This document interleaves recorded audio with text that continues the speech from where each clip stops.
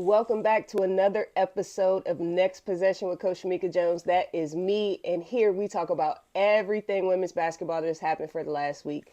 So this week we have to start with the University of Maryland not taking one but two losses in the same week. Now, I am very proud of Texas. They seem to have put together a run against Maryland that looked very similar to the run that South Carolina put on them, right? Their defense was impeccable. They were locked in on every possession, offensively and defensively. They also tallied in four players in double figures, right? Madison Booker, we all know Madison Booker, Conference Player of the Year last year, Rookie of the Year last year. She is not slowing down. She's just a very skilled, poised, big guard. I really like Madison Booker. She led all scorers with 28. They had three other players in double figures. Maryland just didn't stand a chance. The final score was 51-89. That was on Monday, right? That was how we started the week after the rankings. Now, moving on to the next game, they played Ohio State. Ohio State is known for their smothering defense. However, in that first quarter, Maryland handled it. They handled the press. They handled the press with ease. I was shocked at how easy they handled it. Even with Sellers going down early in the game, even with her going down early, Maryland still handled the press. Believe it or not, even in this Ohio State loss, Maryland had five players in double figures. That's not an easy feat at all. They had five players in double figures where Ohio State only had two. Ohio State ended up going on a 15-0 run late in the third. They put up 30 points to Maryland's 20 in the third quarter, and Maryland truly never recovered. I was very shocked that Maryland dropped this game after leading by as much as 15 in the second quarter. They went down at halftime, but they came out of halftime in the second half of the game, and they fought. They fought their way back. They got back up on top, and then Ohio State, simply put, Ohio State, right? If you saw those games and you're a Maryland fan, I'm sorry. You're missing some of your star power, not making any excuses. We have no excuses here on Next Possession. Every team in America, regardless of level, needs to have a next man up mentality. And Brenda Freese is quoted for saying that in all of her tenure at the University of Maryland, that she has a next man up mentality. So with that being said, everybody has to be ready to go. You never know when your number's going to be called. But to all of my Maryland fans, no worries. Maryland plays today. Let me check. Maryland plays today at 6 p.m. No, they play at 2 p.m. on NBC. Maryland plays at 2 p.m. on NBC, and they play the number one team in the country, UCLA. I think if they're almost all the way healthy, it might be a good game. So make sure you tune in today, Sunday, January 26th, 2 p.m. NBC, Maryland and UCLA. Moving right along, we have to talk about the TCU game against Oklahoma State. First and foremost, shout out to Oklahoma State. Y'all pulled off a heavy feat defeating the number 9 team in the country. You haven't beat a ranked team in, I think it said, like 8 or 9 years. Congratulations, Oklahoma State. Now, the game looked like it was a gimme game in the first half, but I don't want to talk about any of those things. I literally just want to talk about the last 3 minutes of the basketball game. Y'all with that with me? Can y'all do that with me? Let's just dissect these last 3 minutes, and I'm gonna do it real quick. I'm not gonna do one of my in-depth, breakdowns, but we're gonna talk about it because we have to talk about it. Haley Van Lith. Between Haley Van Lith and the head coach, they had me sitting in my house fussing at the TV. I'm sick. My daughter, she got her first cold. She's sick. And me and MJ sitting here fussing at the TV. Haley turns the ball over not once but twice in the last 3 minutes of the game. She turns it off at 2:12 and she dribbles it directly off of her leg. This is a 5-point game. At this point, TCU is leading by 5 points. How she dribbled it off her leg, there wasn't much pressure. I'm not sure, but I'm thinking the pressure of the reality setting in that they might lose, right? That they might lose to Oklahoma State of all people, might have been setting in. So the very next possession, so they go down from there, right? TCU, Oklahoma State from that possession scores a and one, a tough and one. They get all 3 points. We come down. TCU has the ball. Haley's trying to come off of a screen, and Haley literally pushes a person. Now, we all know Haley's temper, right? We all know how Haley gets frustrated and flustered in those high pressure moments. We saw it with LSU last year. We can't forget those moments. That happened this game, and that turned into a turnover. From that turnover, Oklahoma State didn't get an and one. They actually hit a three. Like, they came down, hit a three, crowd goes crazy. They are playing at Oklahoma State. From here, it is now a minute and 24 left on the clock. No, 58 seconds left on the clock. Coach, are you going to call a timeout to kill the momentum? No, he does not. I'm sorry, 124. 124 on the clock, no timeout. We get another opportunity. He doesn't call a timeout. They come down, take an ill-advised shot. No rebounders are in because they're flustered, right? They're not used to losing. You need a timeout in that moment to draw something up on the board. You got Sedona Prince, man. Call something, get some points on the board, slow the momentum down. It looked to me as if he wanted them to take this L. And as a coach, I never really want my team to lose, but I do understand the lessons that are learned in losing. I'm not saying that that's what he did, right? I'm just saying that's what it looked like to me. What did it look like to y'all? If y'all didn't see it, just go back on YouTube. It's a bunch of condensed games and full games sitting here on YouTube. Go watch it. So he doesn't call the timeout at 124, but then he turns around and doesn't call it at 58 seconds. Like, call a timeout, my G. Like, what are we doing here? You have to stop the momentum as all of this is happening. Oklahoma State is getting to the free throw line. They're shooting the shots. They're getting crazy offensive boards. The first timeout that's called from the 3-minute mark to the 30-second mark is from Oklahoma State. The coach from Oklahoma State calls a timeout just so that she can corral her troops to get them to calm down so they could walk away with the win. And that's exactly what happened.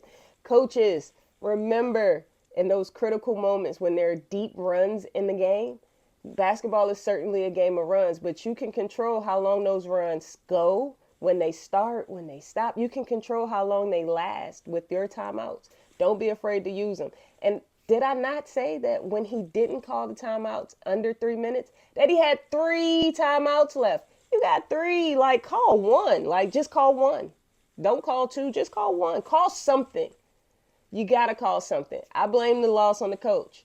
Tell me what you guys think. Now we have to talk about South Carolina LSU. I admit I thought it was going to be a blowout. To all of my Tiger fans, I did. It wasn't. I still think the next time they meet, whenever that is, that it'll be a blowout. I don't think that LSU, unless other players, like I said in my pregame analysis, the transition defense and buckets and all of that was great, right? Everything that all of the big time analysis, the big time sportscasters and the people that are doing the analysis, the big time experts, that they said the transition defense, the scoring in transition, the turning your defense into offense, the making sure that they win the battle of the boards, all of those things were great. But ultimately the game came down to scoring, which I called 2 days before the game. And the people that I said I needed to score, they didn't. It's a 10-point game.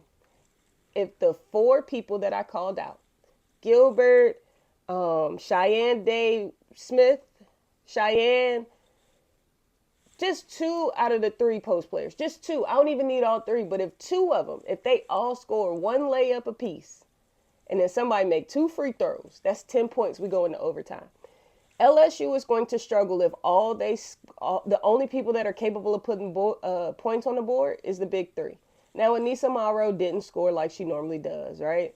Between Saniyah and Joyce, they did a great job of containing Anissa as much as possible. Like, it's not, Anissa Morrow is just not really a containable player, but they did a pretty decent job of limiting her touches and her scoring. They did a good job, right?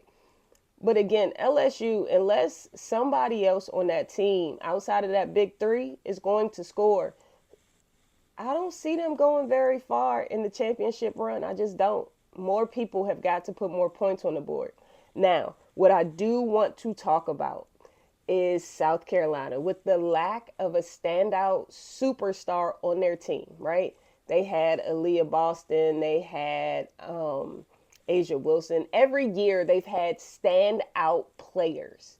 Every single year they've had a player that you could say, hey, this player is it. Without having that, they are incredible because of their team defense. They play team defense. Everybody helps everybody. Everybody is talking. They literally push each other to the spots that they're supposed to be in. And their team defense, that is what makes them special. In that team defense, they held LSU to 56 points.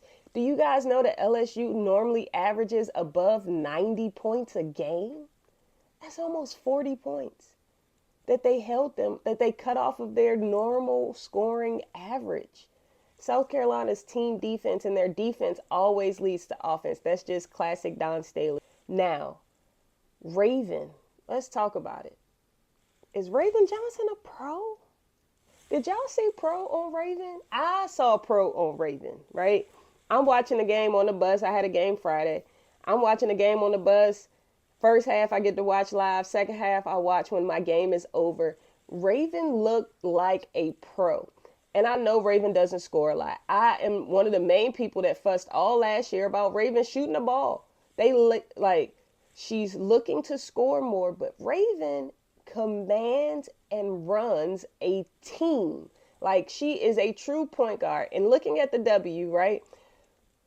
With the lack of a true point guard, everybody's a combo guard. With the lack of a true point guard, what team in the W could really benefit from a Raven Johnson's leadership?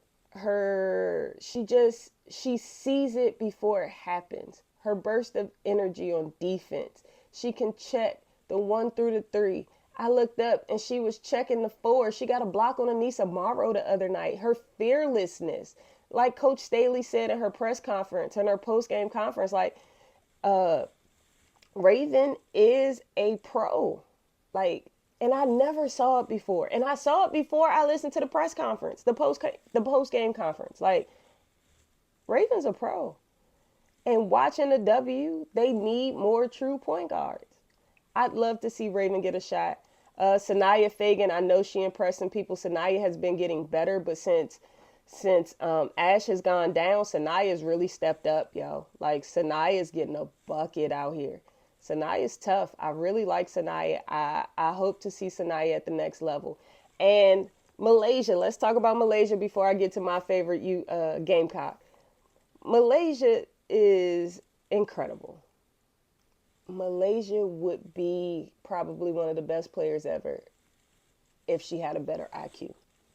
Malaysia Fulwiley takes herself out of minutes because she doesn't have an IQ. Her shot selection is terrible at times. She does not understand the bigger picture and the flow of game in basketball. She just doesn't. Now, can she come in and she instant offense? Of course. Of course. Malaysia's going to be a pro because everybody needs to put points on the board. Shoot, LSU wish they had Malaysia because they need another scorer outside of that big 3. But she'll get more minutes the more that she learns the game, she settles in, and that she takes the right shots, and then she sets other people up for success. A lot of those turnovers that Malaysia has comes because she's in the air trying to score and she realizes she can't, so she dumps it off. Those passes just aren't necessarily great passes. Again, I think Malaysia's a great player.